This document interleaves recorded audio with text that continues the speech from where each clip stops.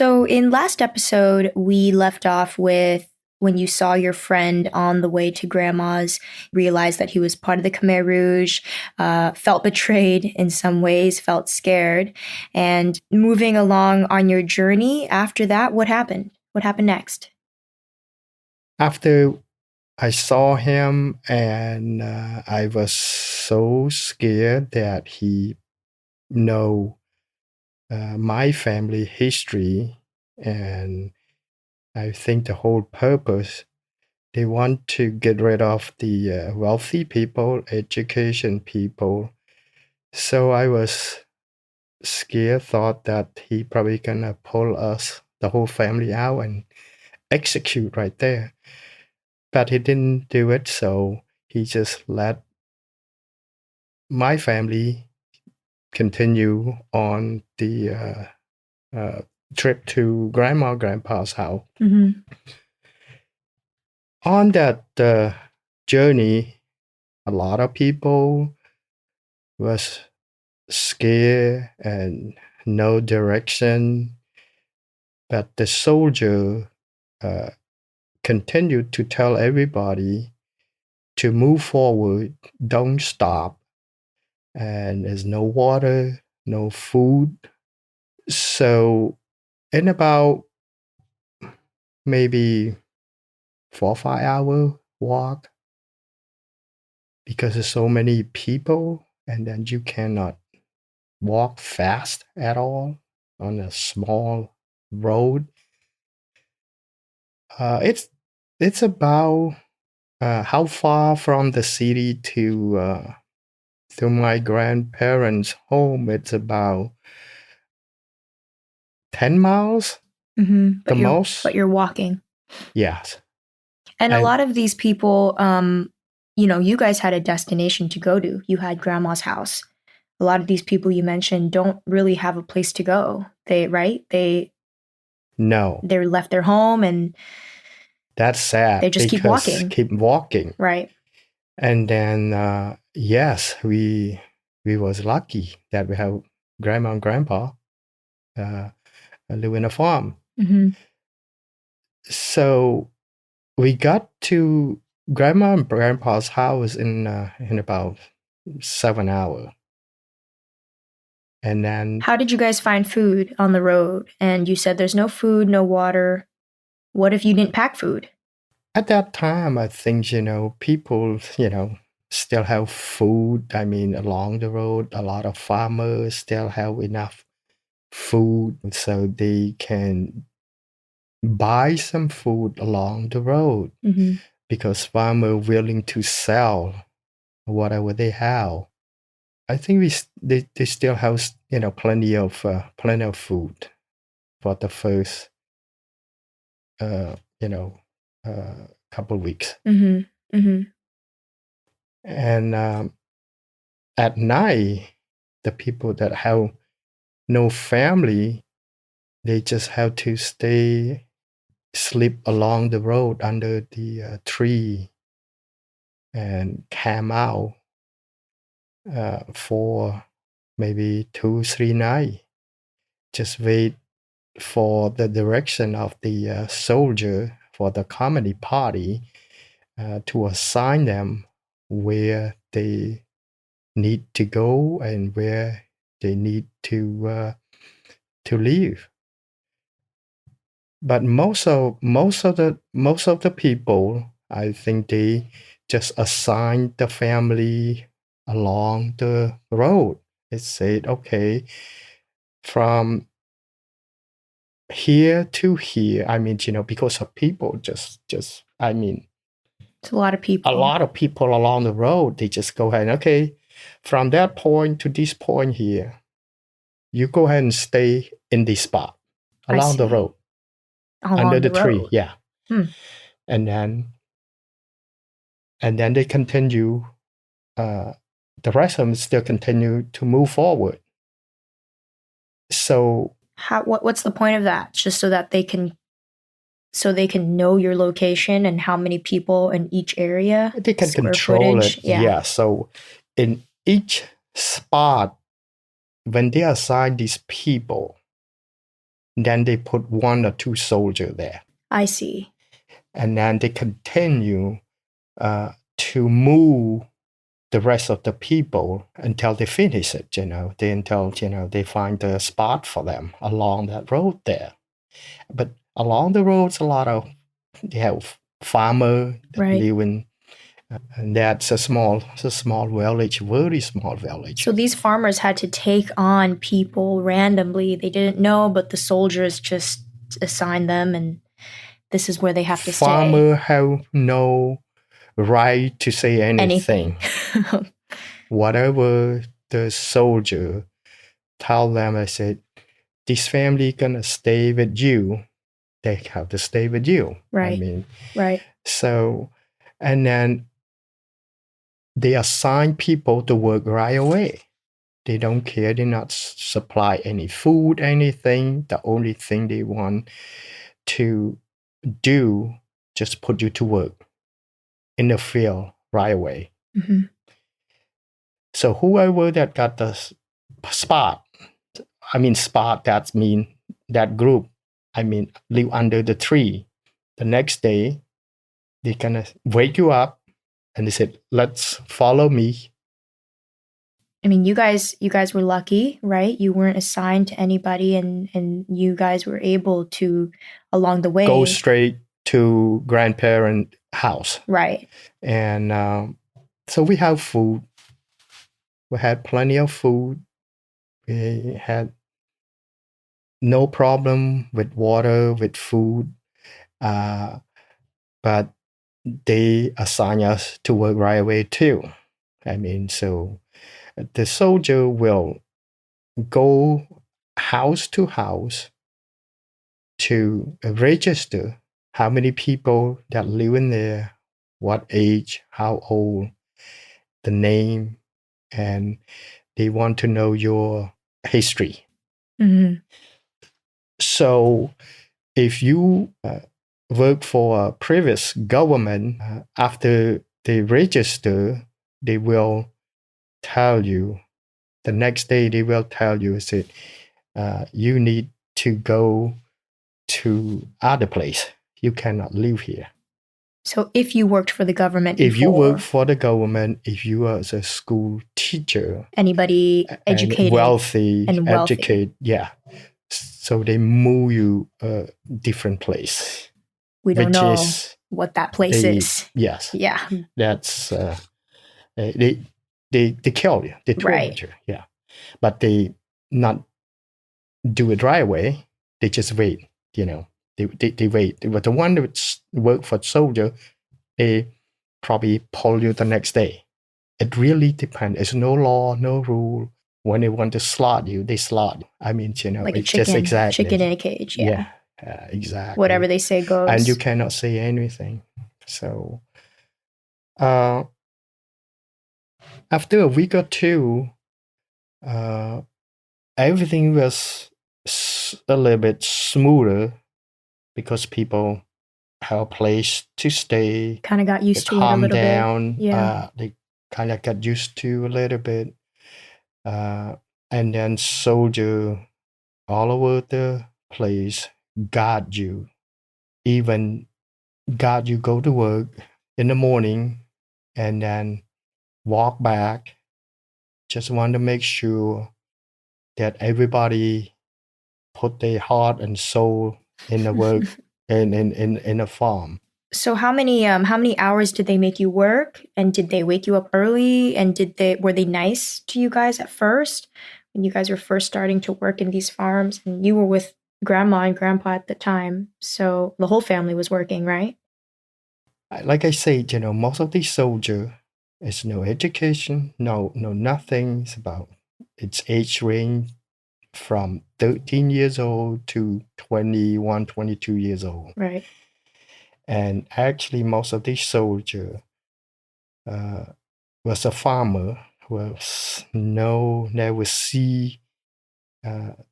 So they don't know how to communicate with people. They very quiet, very mean. And they wake up you whenever they want to wake up you to work. Sometimes they wake up you 5 o'clock in the morning. Sometimes they wake up you 3 o'clock in the morning. Work until whenever they want to tell you to get off. Most of the time, I think it's over 10 hours a day, up to 18 hours a day. What do you eat during that time? That's like Well, 3 you meals. have to pack your own food from the beginning. Then after a month, so they build a big place that everybody can eat there. It's called community. Like cafeteria? Yeah, it's a community kitchen. Mm-hmm. From there on, you cannot cook at home. If you cook at home, they will kill you. So everybody have to donate all the whatever you have in your house, because they say how to be live equally.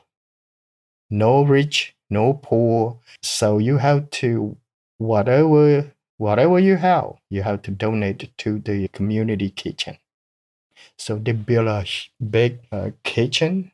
Kitchen is nothing. It's just like, maybe a 5 of the big giant pot that you can cook rice. And so I have a question going back to they break this up into different regions, right? Every region had their own kitchen. Is that right? Yes. Probably around maybe 500 family to 1,000 family at the most. And they have one kitchen, community kitchen. And they just collect all the food from whatever you guys have. You're going to have to live in equally, eat the same food, live the same condition. Right. No rich, no poor. That's what they want to do. So after they build the community kitchen, so they will assign people to cook for the group. Most of the food that they cook is just rice and salt.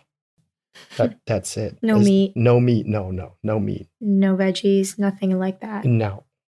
Wow. Just like chok. Yes. Just like yeah. I think from the beginning wasn't that bad. You have rice, and later on, after 6 months or 8 months, then now they're starting reduce food. It was lucky. My family, a lot of people know the history that we were wealthy. Yeah. But was lucky. My uncle, he was living a farm before the communist took over country. So he was working a farm. So he met this communist soldier, and then sometime he donate to, because he went to the farm to bought the pig, so he can resell it in the city. So he had to work with the Khmer Rouge. Otherwise, they wouldn't let him go to the farm and buy pig or chicken, livestock. So wait a minute. So your uncle was during this time still able to go to the farm and then go back to the city and sell? No. That before. This was before, I see. Right, in the beginning when they haven't really controlled and taken over yet, but he still had to work with the Khmer Rouge. Yeah, because I think, Khmer Rouge is all around the city.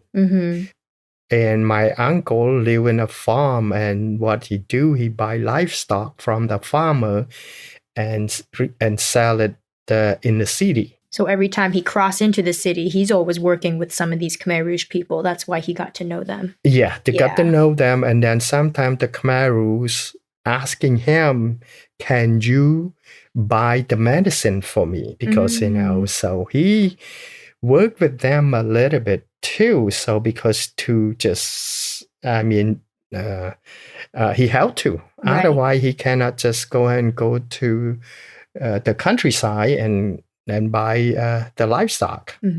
So he know these all of these Khmer rules. That's why when we move out, and then all that people know him, so then he didn't really pay attention to my family. And then my uncle said, well, this is my sister, my mom's Mama's brother. Mama's brother. So they leave us alone for a while. But then it's all different group too. And Khmer Rouge is all, not just one group. They move in, move out, they change it. So when the new group come in, so they pay attention. Said, oh, this is a family used to be wealthy, so we want to separate. So now they start separate. Me, I'm the oldest one. So how many months into that was how many? I believe it's probably the most, like I said, it's 6 months. After 6 months. So the first 6 months you were good because Uncle knew the Khmer Rouge soldier, but after the new people, I live with I'm able to live with the family. Right. At grandma and grandpa's place. Right. So after then, this new group came in.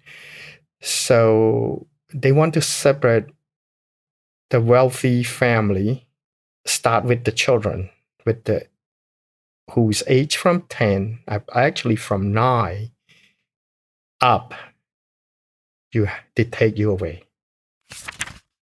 Historical content. Okay, so what exactly is happening here? So remember when I told you the Khmer Rouge, their idea was to basically kind of hit the reset button and wanted to become a self-sustaining country?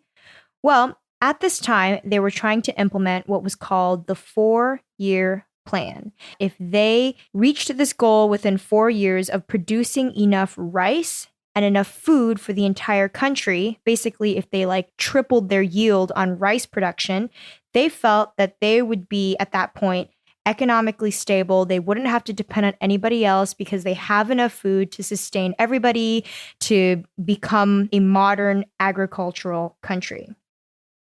This was nearly impossible because their goal was to aim for 3 tons every 2.5 acres, which was never previously done before. And on top of that, there was no tools, no healthy animals, and no healthy labor because all the labor was people who are not being fed and malnutritioned and starving to death.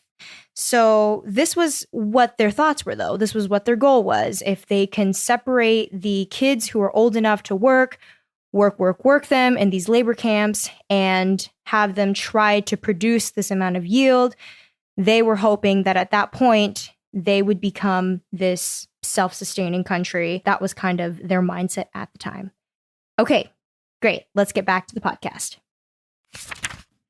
So they took Papa away to join called labor camp. Now they don't want to kill you anymore. They just want to labor you to death. It's no medicine, no, they give you food, very minimum food. So they labor you.